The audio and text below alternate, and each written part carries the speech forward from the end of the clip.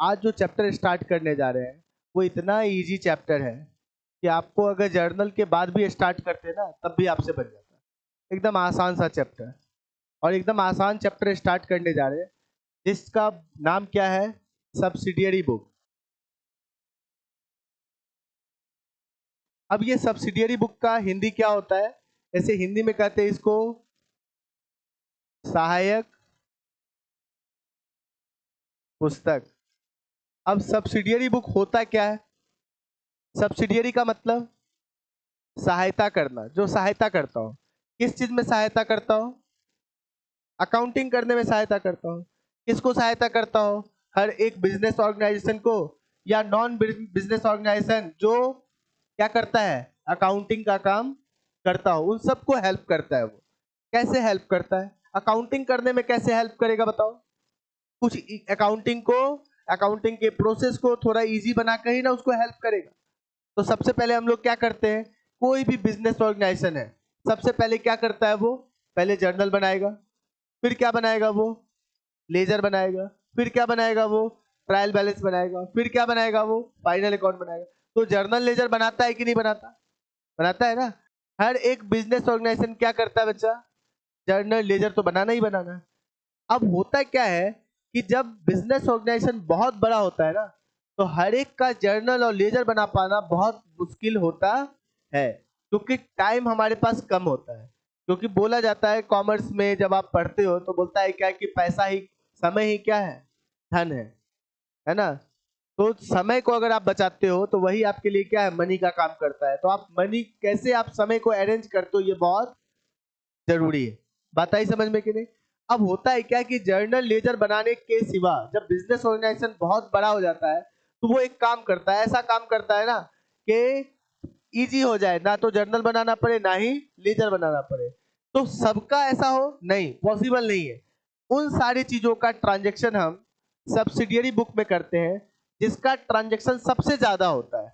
अच्छा एक बात बताओ, मैं पूछूं कि बिजनेस में सबसे ज्यादा ट्रांजेक्शन किसका होता है? सबसे ज्यादा ट्रांजेक्शन किसका होता है बच्चे का? कैश का होता है। और किसका ट्रांजेक्शन होता है? गुड्स का होता है। ये दो चीजें ऐसी है जिसका ट्रांजेक्शन क्या होता है, सबसे ज्यादा होता है। होता है कि नहीं होता? और इसके लिए ही क्या बनाया जाता है, सब्सिडियरी बुक बनाया जाता है। तो सबसे ज्यादा कैश का ट्रांजेक्शन हो रहा है तो उसके लिए क्या बनाया जाता है, कैश बुक बनाया जाता है। और सबसे ज्यादा ट्रांजेक्शन किसका होता है उसके बाद? गुड्स का। और गुड्स के अलग अलग नाम है। क्या नाम है? क्या बोला जाता है इसको जब खरीदते हैं तो? जब बेचते हैं तो क्या करते हैं? जब बेचा हुआ गुड्स वापस आता है तो क्या करते हैं हम लोग? परचेज रिटर्न कहते हैं। और जब बेचा हुआ गुड्स वापस आता है तो सेल्स रिटर्न कहलाता है। क्लियर है? तो गुड्स के अलग अलग नाम है। अगर परचेज के लिए हम लोग क्या बनाएंगे, परचेज बुक बनाएंगे। सेल्स के लिए क्या बनाएंगे, सेल्स बुक बनाएंगे। परचेज रिटर्न के लिए purchase return book. Sales return के लिए सेल्स रिटर्न बुक बनाते हैं। किसके लिए बना रहे हैं हम? सिर्फ गुड्स से रिलेटेड के लिए हम लोग क्या बनाए, ये सारे बुक बनाते हैं। तो इन सारे बुक को हम लोग क्या करते हैं, सब्सिडियरी बुक। तो मैं एक बात बोलूं कि जब आप अकाउंटिंग करना स्टार्ट करते हो तो आप बनाते हो पहले जर्नल, फिर क्या बनाते हो, लेजर, फिर क्या बनाता है बच्चा सर, ट्रायल बैलेंस, फिर बनाता है फाइनल अकाउंट। बनाता है ना। अब एक बात बताओ, जर्नल लेजर के जगह पर हमने क्या बना लिया, सब्सिडियरी बुक। तो अब मैं बोलूंगा कि क्या सिर्फ सब्सिडियरी बुक ही बनाना जरूरी होता है क्या? सारे ट्रांजैक्शन जितने भी होते हैं बिजनेस में क्या सिर्फ गुड्स से रिलेटेड और कैश से रिलेटेड ही होते हैं? उसके सिवा और भी चीजों के होते हैं कि नहीं ट्रांजैक्शन? वो नहीं होता है कि ट्रांजैक्शन सिर्फ गुड्स से और कैश से रिलेटेड होता है, तो उसके सिवा भी ट्रांजैक्शन होता है। उसके सिवा भी ट्रांजैक्शन होता है। तो बुक में कैश बुक और गुड्स से रिलेटेड तो बुक बनता ही बनता है। बाकी सब जितने भी ट्रांजैक्शन है उसके लिए नॉर्मल जर्नल एंट्री जैसे बनाते थे वैसे ही बनाया जाता है। जैसे जर्नल एंट्रीज बनाया करते थे वैसे ही जर्नल एंट्रीज क्या करते हैं हम लोग, बना देते हैं। लेकिन यहाँ पे हम जिसको जर्नल एंट्रीज कहते थे या जर्नल कहते थे, यहाँ पे जर्नल ना कहकर जनरल जर्नल कहते हैं। क्या कहते हैं बच्चा? या जर्नल प्रॉपर। जर्नल जर्नल या जर्नल प्रॉपर। मतलब अगर गुड्स से रिलेटेड है ट्रांजैक्शन तो उसको कहां दिखाएंगे, या तो परचेज बुक में, या तो सेल्स बुक में, या तो परचेज रिटर्न बुक में, या तो सेल्स रिटर्न बुक में। क्लियर है। और कैश से रिलेटेड ट्रांजैक्शन है तो कैश बुक में हम लोग सिर्फ कैश से रिलेटेड नहीं डालते, कैश से रिलेटेड ट्रांजैक्शन डालते हैं, बैंक से रिलेटेड ट्रांजैक्शन डालते हैं, और डिस्काउंट से रिलेटेड ट्रांजैक्शन किसमें डालते हैं, कैश बुक में। हाँ, सीबीएसई में डिस्काउंट से रिलेटेड हटा दिया है। बात आई समझ में। लेकिन बिहार बोर्ड में अभी भी पढ़ना है, तो पढ़ना जब कोई है ही नहीं चीज, बच्चा वाला चीज है, तो इसको भी देख लेने से कोई नुकसान थोड़ी है। तो इसका मतलब क्या हो गया बच्चा, कि क्या सिर्फ कैश और बैंक से रिलेटेड या डिस्काउंट से रिलेटेड ट्रांजैक्शन होता है, क्या सिर्फ गुड्स से रिलेटेड ट्रांजैक्शन होता है, नहीं, इसके सिवा भी और ट्रांजैक्शन होते हैं। उन सारे ट्रांजैक्शन को कहां रिकॉर्ड किया जाता है, जनरल जर्नल में या तो जर्नल प्रॉपर में। तो मतलब जनरल जर्नल कैसे बन रहा है, बस वही बातें जैसे बनाते आ रहे थे।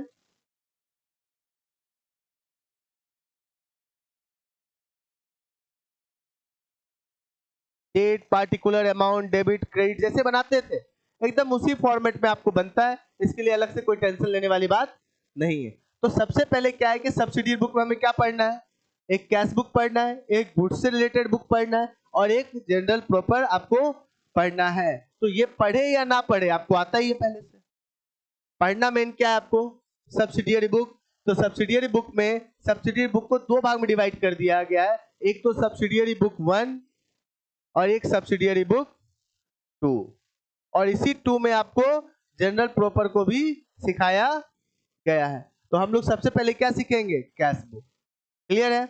अब कैश बुक में आपको क्या बताया मैंने कि क्या क्या रहता है कैश बुक में, सिर्फ कैश से रिलेटेड ट्रांजैक्शन रहेगा कि बैंक और डिस्काउंट भी रहेगा, बैंक और डिस्काउंट भी रहेगा। तो इसको 3 स्टेप में बनाया जाता है। एक तो एक कॉलम वाला, दूसरा क्या बनाया जाता है बच्चा, एक कॉलम का बनता है, दूसरा क्या बनता है, 2 कॉलम वाला, और तीसरा बनेगा 3 कॉलम वाला। क्लियर है। जिसमें अगर एक कॉलम वाला बन रहा है तो सिर्फ उसमें कौन सा ट्रांजैक्शन दिखाएंगे, 2 कॉलम वाले में या तो हम लोग कैश का जोड़ा बनाओ, कैश और बैंक का ट्रांजैक्शन दिखाया जाएगा, या तो कैश और डिस्काउंट का ट्रांजैक्शन दिखाया जाएगा, या तो बैंक और डिस्काउंट का ट्रांजैक्शन दिखाया जाएगा। मतलब 2 कॉलम वाले में कितने तरीके का सवाल बन सकता है, 3 तरीके का सवाल बन सकता है। और 3 कॉलम वाले में तो एकदम आसान है। बोलो कैसे, मतलब तीनों एक साथ ही दिखाया जा रहा है, मतलब कैश भी, बैंक भी, और डिस्काउंट भी। आ रही मेरी बात समझ में कि नहीं आ रही है। तो इसका मतलब क्या हुआ कि सबसे पहले हम लोग क्या देखेंगे बच्चा, कैश बुक। अब कैश बुक में भी जो हम लोग देखेंगे ना, कैश बुक जब हम लोग देखना स्टार्ट करेंगे तो ये हमेशा याद रखना है, कैश बुक बन क्यों रहा है, कैश ट्रांजैक्शन को या बैंक ट्रांजैक्शन को रिकॉर्ड करने के लिए। तो इसमें जितने भी ट्रांजैक्शन दिखाए जाएंगे सब क्या दिखाए जाएंगे, उधार। तो हाँ, ये याद रखना है कि ट्रांजैक्शन में जानबूझ के आपको घुसा देगा कौन, क्रेडिट ट्रांजैक्शन दिखा देगा। तो क्रेडिट ट्रांजैक्शन का तो यहाँ यूज ही नहीं होना है, सबका सब कौन यूज होना है, कैश ट्रांजैक्शन। तो इसका मतलब कैश बुक में जो देखेंगे वो कैश ट्रांजैक्शन को देखेंगे। और कैश बुक जो है वो कितने तरीके से बन सकता है, एक कॉलम वाला बन सकता है, 2 कॉलम वाला बन सकता है, और तो सबसे पहले क्या सीखेंगे, एक कॉलम वाला सीखेंगे, एकदम इजी, स्टेप बाय स्टेप। अब बोलोगे क्या सर आप सिखाना स्टार्ट कीजिए, मैं बोलूंगा सिखाऊंगा ही नहीं, ये तुमको पहले से ही आता है। बोलोगे सर कैसे, क्योंकि आपको मालूम है कि कैश बैंक सारा क्या है, एसेट है, और एसेट का बैलेंस क्या होता है, डेबिट। तो एसेट जब भी बढ़ेगा किधर बढ़ेगा, और घटेगा किधर घटेगा। जिस ट्रांजैक्शन से ये पता चल जाए कि कैश आ रहा है उन सभी को कहां लिख देना है, और जिस ट्रांजैक्शन से ये पता चल जाए कि कैश जा रहा है या बैंक बैलेंस जा रहा है तो आप किधर लिख दोगे, क्रेडिट साइड। बस यहीं पे खत्म कहानी, चैप्टर खत्म। बताओ, चैप्टर स्टार्ट नहीं हुआ और चैप्टर खत्म हो गया। तो चलो हम लोग देखते, छुट्टी नहीं हुई है चलिए हम लोग देखते हैं, स्टार्ट करते हैं। सबसे पहले तो एक कॉलम वाले का ट्रांजैक्शन का रिकॉर्डिंग कैसे किया जाएगा, सबसे पहले उसके फॉर्मेट को भी तो हम लोग जान लें। और जब हम लोग फॉर्मेट को जानना स्टार्ट करते हैं तो इस तरीके का फॉर्मेट किसका होता है, लेजर का होता है। इसका मतलब नॉर्मली इसका फॉर्मेट क्या होगा, लेजर वाला ही होगा। अब यहाँ पे हम लोग क्या लिखेंगे, और यहाँ पे क्या लिखेंगे हम, क्रेडिट। यहाँ क्या लिखेंगे, कैश बुक। क्लियर है। अब यहाँ पे हमने क्या लिखा, एक लाइन खींचा और यहाँ से एक पतला सा लाइन खींचा और ये एक लाइन खींचा, ये भी एक लाइन खींचा और यहाँ पे एक लाइन खींचा और यहाँ पे डबल लाइन खींचा, दूसरा लाइन। और आपको समझ में आ गया होगा कि सर अभी तक जो आप बुड़बक बना रहे थे हमको लेजर बना के, आप उसी समय बता देते तो हम कैश बुक भी साथ ही साथ बना लेते। लेकिन हमको भी तो टाइम पास करना है, समय खींचना है। तुमको बताएंगे नहीं कि हम पढ़ा चुके हैं, बाद में पढ़ाएंगे, जिससे पैसा हमको तो खींचना है, तो वो बताना है 6 महीना खींच के। अब क्या हो रहा है बच्चा कि बस कैश बुक में एक लाइन एक्स्ट्रा हो जाएगा और पतला सा। बचपन में कभी खेले हो क्रिकेट, और जब क्रिकेट खेलते थे तो जब तुम खेलते थे तुमको दूधी बात रख देता था सर। क्यों रख देता था, कौआ, हाँ कौआ, जिसमें तुम्हारा कोई मतलब नहीं होता। मेरे कलर पे तो नहीं बोला कौआ, कलर पे बोला है नहीं। तो मतलब क्या हो रहा है बच्चा कि हम लोग क्या करते थे, जब हम लोग बनाना स्टार्ट करते थे तो इस चीज को हम लोग देखते थे कि उस समय हम जब खेलते थे तो उसका कोई मतलब नहीं होता था। लेकिन एक्चुअल में आप उस समय सीख रहे थे क्रिकेट, और एक समय आता है कि आप सीख भी लेते हो, और उसी समय कौआ बनते बनते ही कब मेढक बन गए, इधर से उधर फुदक रहे हो क्रिकेट में, पता नहीं चलता है ना। तो इसका मतलब ये है कि वही बात यहाँ पर भी है। आपको LF का मतलब समझ में आए ना आए, लेकिन आप कॉलम डाल तो रहे हो, लेकिन आगे जब फ्यूचर में एक्चुअल में जब अकाउंटिंग करोगे तो वहां पे जरूरत पड़ेगा, तो आपके दिमाग में पहले ही रहेगा कि यहाँ पे तो जाता है, इसको रखना है, इसकी जरूरत है।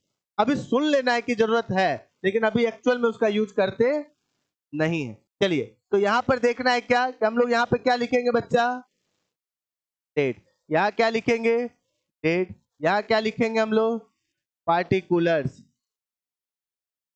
यहाँ पे क्या लिखेंगे, पार्टिकुलर। क्लियर है। यहाँ पर क्या लिखते हैं हम लोग, LF। और एक और कॉलम होता है जिसको हम लोग कहते हैं वाउचर नंबर, और यहाँ पे क्या लिखते हैं हम लोग, अमाउंट। क्लियर है। अब देखना क्या है, इसमें एक और कॉलम आ गया वाउचर नंबर। अब हमने ना जर्नल बनाया ना लेजर बनाया, सीधा बना क्या, कैश बुक। अब कैश बुक बन गया। अब ये समझ में नहीं आ रहा है कि इसमें ना तो जर्नल हमने देखा ना लेजर देखा, सीधा कैश बुक बना दिया। हमारे पास कोई सबूत ही नहीं है ट्रांजैक्शन रिकॉर्ड का, तो फिर सबूत कहां से इकट्ठा करेंगे। जो आपने बेचा है उसका एक वाउचर होगा, प्रिंट आउट या ब्लैक, वो होता है ना आपका कार्बन कॉपी, है ना, तो वो आपका क्या वाउचर है, और उस वाउचर पर नंबर दे रखा होता है जिसको वाउचर नंबर कहते हैं। उससे हम खोज पाएंगे कि कहाँ पे कौन सा वाउचर है, कौन सा सेल का था, कौन सा परचेज का था। इसलिए रखे हैं कि आगे काम आए, इसलिए हम वाउचर नंबर लिख देते हैं हम लोग। बात आई समझ में कि नहीं। लेकिन वाउचर नंबर एक्चुअल में जब आप पढ़ते हो तो उस समय यूज नहीं होता है, लेकिन जब लाइफ में जब आप काम करोगे, अकाउंटिंग करोगे, तो वहां वाउचर नंबर आपको डालना होता है प्रूफ के लिए, समझाने के लिए। क्लियर है, बात आ रही समझ में। अब देखना है क्या है, कैश या बैंक से रिलेटेड ट्रांजैक्शन होता है, और ये सब हमारे लिए क्या है, और एसेट्स का बैलेंस क्या होता है, बढ़ेगा तो किधर और घटेगा तो किधर, क्रेडिट साइड। समझ में आ रहा है कि नहीं आ रहा, बस इतना ही समझना है। बस इसमें क्या ध्यान देना है कि क्रेडिट ट्रांजैक्शन को कितनी बार लिखना है, 2 बार कि 3 बार। क्रेडिट ट्रांजैक्शन को नहीं लिखना है, इसमें जब भी ट्रांजैक्शन जाएगा तो कौन सा ट्रांजैक्शन जाएगा, कैश ट्रांजैक्शन ही जाएगा, रिकॉर्ड किया जाएगा। बस इतनी बात याद रखनी है हमें। क्लियर है। तो चलिए हम लोग बुक निकालते हैं। अच्छा एक बात बताओ, ये ट्रांजैक्शन जो आप बिजनेस स्टार्ट किए हो, अगर पहली बार स्टार्ट किए हो तब तो कोई बात ही नहीं है, लेकिन अगर पहले भी आपका बिजनेस स्टार्ट था और अगले साल भी, पिछले साल भी तुमने ट्रांजैक्शन रिकॉर्ड किया था, इस साल भी रिकॉर्ड करोगे, तो कुछ ना कुछ तो बैलेंस होगा ना पहले से। है ना। और जो बैलेंस पहले से होगा उसको पहले ही लिख दोगे, टू बैलेंस बीडी। अब बताओ ऐसा क्यों लिखा हमने, डेट के साथ और अमाउंट के साथ, ऐसा क्यों लिखा हमने? क्योंकि कैश या बैंक क्या है हमारे लिए, एसेट्स का बैलेंस क्या होता है। इसलिए हम लोग क्या लिखेंगे, अगर बचा हुआ भी होगा तो डेबिट साइड ही बचा होगा, इसलिए हम उसे कहाँ लिखेंगे, डेबिट साइड लिखेंगे। तो देख लेना कि कैश इन हैंड ऐसा या ओपनिंग बैलेंस ऑफ कैश लिखा है, कहीं लिखा हुआ है, तो वो कहाँ जाएगा, डेबिट साइड या क्रेडिट साइड। डेबिट में क्या लिखेंगे हम लोग, टू बैलेंस बीडी। क्या लिखेंगे, टू बैलेंस बीडी। कितना अमाउंट, कितना रुपया लिखा हुआ है अमाउंट, 172। आप देखो 172 डेट के साथ टू बैलेंस बीडी लिखा हुआ है, नीचे सॉल्यूशन दे रखा है या पीछे सॉल्यूशन दे रखा है, आप देखो लिखा हुआ है। फिर क्वेश्चंस पे आएंगे, क्वेश्चंस नंबर क्या है, नेक्स्ट, नेक्स्ट में क्या लिखा हुआ जल्दी पढ़ो, रिसीव्ड फ्रॉम शिवचरण, शिवचरण से कैश पाया, कैश आया कि कैश गया, हम कैश बुक बना रहे हैं इसलिए देखेंगे कैश ट्रांजैक्शन, कैश आ रहा है या, अगर आ रहा है तो, जा रहा है तो शिवचरण से, तो डेबिट या क्रेडिट। डेबिट में क्या लिखेंगे, टू शिवचरण, देखो टू शिवचरण लिखा है। नेक्स्ट क्या है, तो क्या गिव टू रंजीत, तो रंजीत को दिया, तो रंजीत का कैश आया कि गया, गया तो किधर जाएगा, क्रेडिट साइड। देखो क्रेडिट साइड में बाय रंजीत लिखा हुआ है। नेक्स्ट क्या है, कैश सेल्स, कैश सेल करेंगे तो कैश आएगा कि जाएगा, गुड्स की तरफ नहीं देखना है, गुड्स तो जा रहा है, हम तो कैश बुक बना रहे हैं, कैश को देखना है, कैश आया कि गया, आया तो डेबिट या क्रेडिट। डेबिट में क्या लिखेंगे, टू सेल्स, सेल्स। कैश किसके कारण बढ़ रहा है, कैश किसके कारण घट रहा है, कैश बुक तो है ही ना, कैश में कैश कैसे लिखोगे, कैश किसके कारण बढ़ रहा है तो सेल्स के कारण, कैश किसके कारण घट रहा है तो रंजीत के कारण। बताया समझ में, ये पता करना है। नेक्स्ट क्या है बच्चे का, कैश परचेज, कैश परचेज में कैश आ रहा है कि जा रहा है, जाएगा तो डेबिट या क्रेडिट, क्रेडिट। क्रेडिट में क्या लिखेंगे, बाय परचेज। क्लियर है। नेक्स्ट क्या है क्वेश्चन, रिसीव्ड इंटरेस्ट, कैश आएगा कि जाएगा, आएगा तो डेबिट या क्रेडिट। डेबिट में क्या लिखेंगे, टू इंटरेस्ट, देखो लिखा हुआ है। नेक्स्ट क्या है, पेड वेजेज, वेजेज पे करेंगे तो कैश आएगा कि जाएगा, जाएगा तो डेबिट या क्रेडिट। क्रेडिट में क्या लिखाएगा, क्लियर है। नेक्स्ट क्या है, कैश सेल्स, कैश सेल्स में कैश आएगा कि जाएगा, आएगा तो डेबिट या क्रेडिट। डेबिट में क्या लिखाएगा, टू सेल्स। नेक्स्ट क्या है, डोनेशन दिया आपने तो कैश आएगा कि जाएगा, जाएगा, जाएगा तो डेबिट या क्रेडिट, क्रेडिट। क्रेडिट में क्या लिखाएगा, और फिर उसके बाद क्या है, सैलरी, सैलरी देंगे तो कैश आएगा कि जाएगा, जाएगा, जाएगा तो डेबिट या क्रेडिट।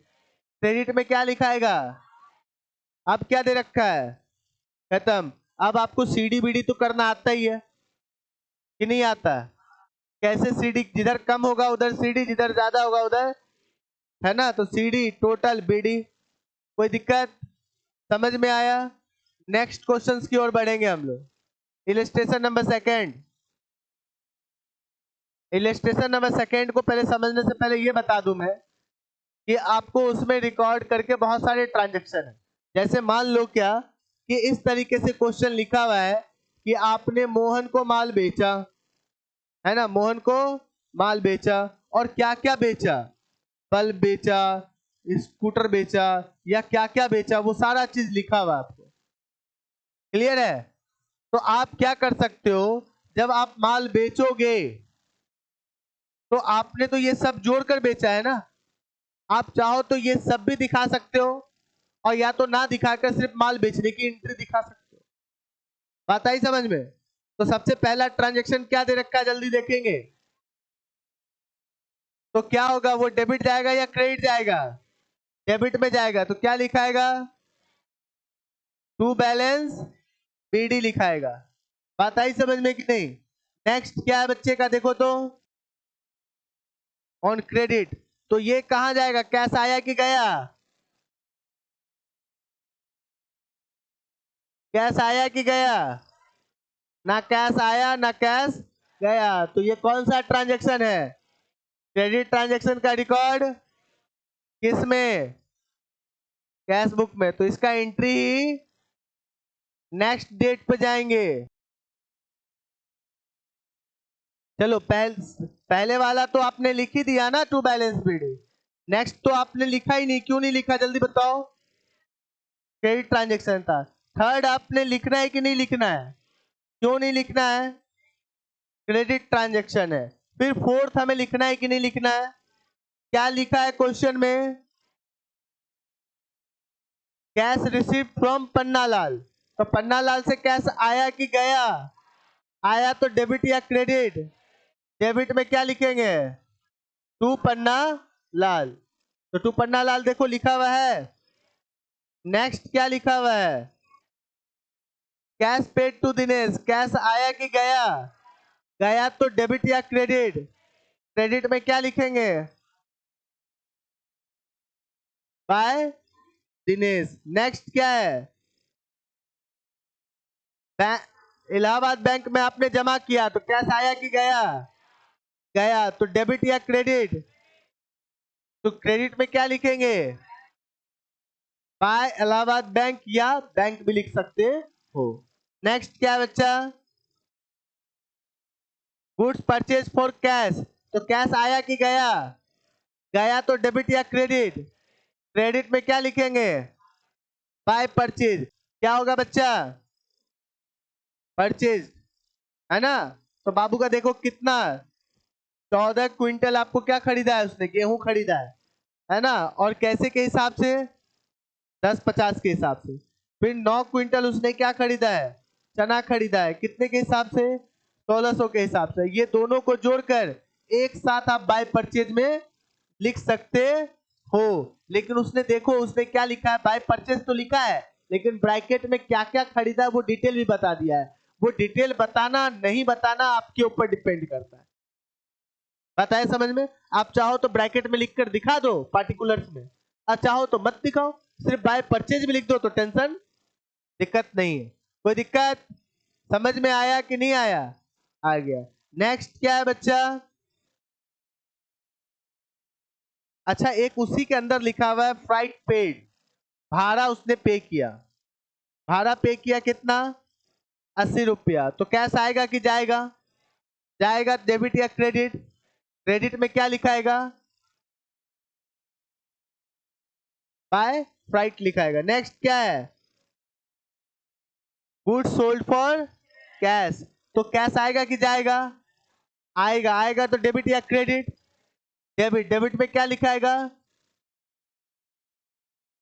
बेचा है बधा, तो क्या हो जाएगा? टू सेल्स हो जाएगा। अब टू सेल्स में आपने अलग अलग दिखाना है दिखा दो, अदरवाइज एक ही साथ जोड़ के आप दिखा सकते हो। 14 क्विंटल आपको क्या खरीदा है? नहीं नहीं, 18 क्विंटल खरीदा है। राइस खरीदा है कितने में? 2100 ईच क्विंटल, है ना? और शुगर खरीदा है कितना? 2 क्विंटल, 1482 में खरीदा है। ये सबको जोड़कर आप एक साथ दिखा सकते हो। क्लियर है? और फिर बाकी सारे एक्सपेंसेस दे रखा है, दुकान का एक्सपेंसेस है, rent paid, salary paid, stationery और रिटेल एक्सपेंसेस। ये सारा एक्सपेंस है, तुम पे कर रहा है। पे करोगे तो कैश आएगा? जाएगा। जाएगा तो डेबिट होगा, क्रेडिट होगा। तो क्रेडिट में क्या लिख दोगे? ये सारी चीजें लिख दोगे, रेंट, सैलरी, स्टेशनरी और रिटेल एक्सपेंस। क्लियर है? फिर आगे आगे क्या लिखा हुआ है?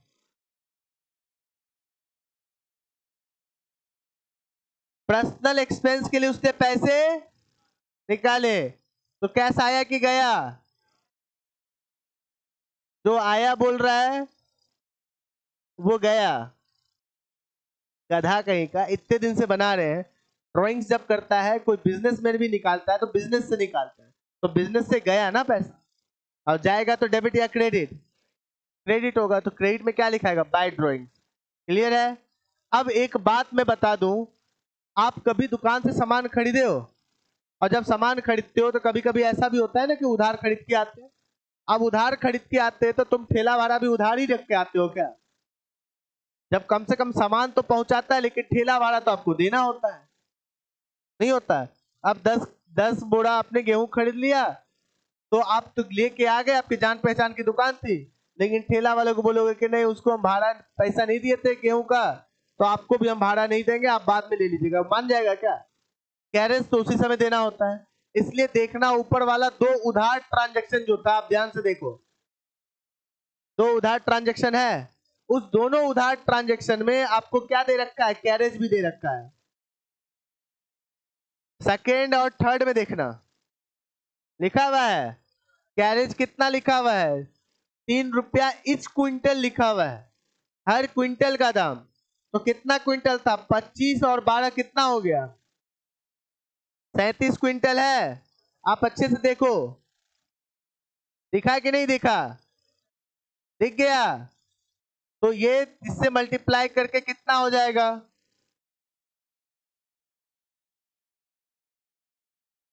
111।